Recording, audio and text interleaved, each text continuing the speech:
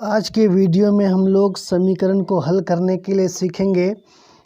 प्रश्न आपके सामने में है x/2 - 7 = 20 और दूसरा प्रश्न है x/3 जोड़ ब्रैकेट में -5/3 = 3/7। जब भी समीकरण वाला प्रश्न हल करना हो तो उसमें थोड़ा सा एक चीज़ ध्यान रखना ये है कि चलिए क्या ध्यान रखना है उसको हम लोग देख लेते हैं। जैसे ये है समीकरण में बराबर होता है, बराबर के कुछ अंक दाहिने साइड में होता है और कुछ अंक बाएं साइड में होता है। जैसे अगर हम इधर ले लेते हैं 3x - 5 और इधर ले लेते हैं 0, अगर दाहिने साइड में कुछ नहीं होगा तो इसका मतलब 0 होगा। समीकरण का यही मतलब होता है कि प्रत्येक पद के बराबर में हमेशा वो 0 रहेगा या फिर कोई दूसरा संख्या रह सकता है। जब हम किसी भी संख्या को बराबर के दूसरे साइड में लेके जाते हैं, जैसे ये 3x है, इसको हम इधर रहने देते हैं, यहाँ बराबर को ले लेते हैं और इसको इस पार लेके जाएंगे तो ये क्या हो जाएगा, प्लस में हो जाएगा। देखिए यहाँ बराबर के इस पार में है और यहाँ बराबर के इस पार में आ गया। तो जब भी कोई संख्या साइड चेंज करता है, चाहे वो x वाला पद हो या बिना x वाला पद हो, चाहे वो चर पद हो या अचर पद हो, साइड चेंज होगा तो उसका चिन्ह हमेशा बदल जाता है। प्लस है तो माइनस होगा, माइनस है तो प्लस होगा। इस चीज़ को आपको ध्यान रखना है, तभी समीकरण का प्रश्न बहुत आसानी से बनेगा। तो चलिए अब हम लोग प्रश्न को देखते हैं। पहला प्रश्न है, पहला प्रश्न को ले लेते हैं। पहला प्रश्न है x/2 - 7 = 20। अब हम लोग इसमें करेंगे क्या कि ये देखिए ये अचर पद है, ये भी अचर पद है और ये भिन्न के रूप में है, तो हम लोग भिन्न के रूप में इधर रहने देते हैं। फिर यहाँ बराबर लेते हैं, बराबर के दाहिने साइड में 20 है तो 20 को रहने देते हैं। चूँकि ये इधर प्लस माइनस में है तो ये बराबर के इस साइड में जाएगा तो ये हो जाएगा प्लस में 7। यहाँ तक समझ गए हैं। अब आगे देखिए, फिर आगे हम क्या करेंगे, x/2 को x/2 रहने देंगे, यहाँ बराबर लेंगे, 20 और 7 कितना होगा, 27 हो गया।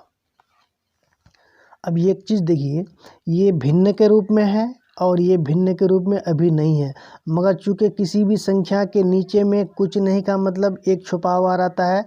जैसे ये अगर 3 है तो इसका मतलब बटे में इसका 1 है, अगर ये 5 है तो इसका अर्थ ये हुआ कि नीचे में इसका 1 छुपा हुआ रहता है। कोई भी संख्या हो उसके नीचे में हमेशा 1 छुपा हुआ रहता है, अगर नीचे में कुछ नहीं रहे तो यहाँ भी 1 छुपा हुआ है तो इसको हम ऐसे बटे में 1 लिख लेंगे।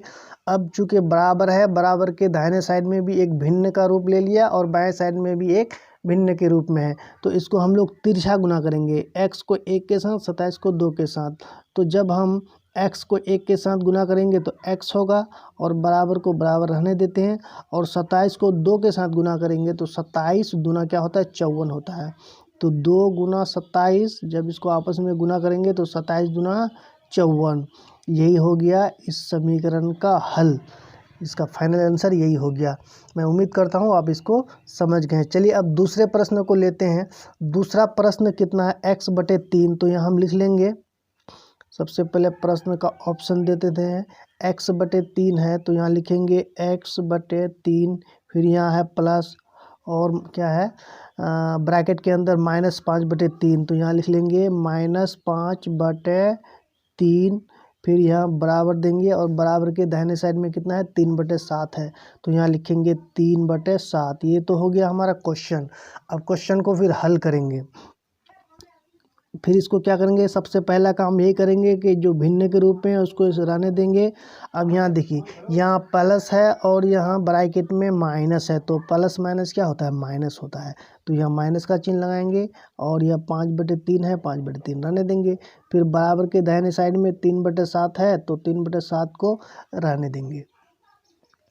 अब आगे फिर x/3 घटा 5/3। अब 3 का एलसीएम लेंगे तो 3 का एलसीएम 3 होता है, तो यहाँ लिखेंगे 3। 3 को 3 से भाग देंगे तो भागफल 1 होगा, 1 को x से गुना करेंगे तो x से ही होगा। फिर यहाँ माइनस का निशान है तो यहाँ माइनस दे देंगे। फिर 3 को 3 से भाग देंगे, भागफल 1 होगा, 1 को 5 से गुना करेंगे तो 5 ही होगा। अगर आपको एलसीएम लेने के लिए नहीं आता है या एलसीएम में कोई कन्फ्यूजन है तो एलसीएम वाला वीडियो भी मैं डाल चुका हूँ इस चैनल पर, आप वहाँ जा कर के देख सकते हैं कि एलसीएम किस तरह से निकाला जाता है। अब बराबर 3/7 है तो इसको 3/7 रहने दीजिए। अब आगे सॉल्व कीजिए।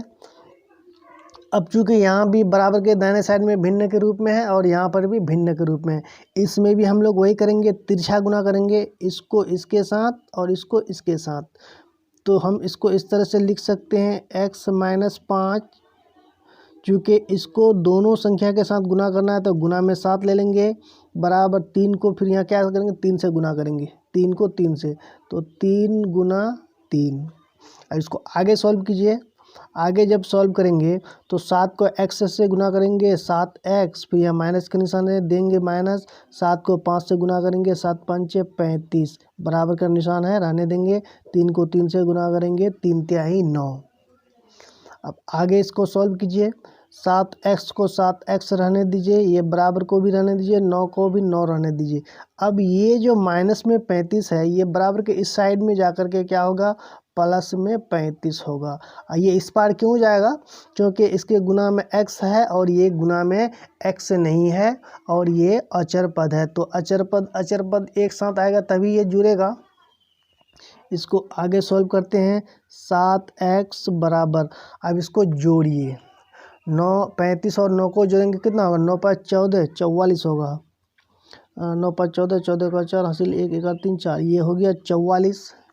अब x का वैल्यू निकालेंगे तो x बराबर इधर 44 है, 44 को रहने देंगे और बटे में ये 7 आ जाएगा, तो x का वैल्यू हमको कितना प्राप्त हो गया, 44/7। इसको भागा देंगे तो ये पॉइंट में नंबर आएगा, तो इसको हम यहीं तक रहने देते हैं।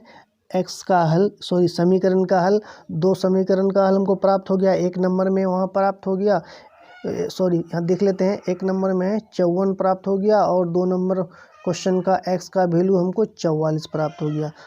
तो दोस्तों यदि आपको ये वीडियो पसंद आया है तो इसको लाइक कीजिएगा और चैनल को अभी तक सब्सक्राइब नहीं किए हैं तो चैनल को भी सब्सक्राइब कर लीजिएगा।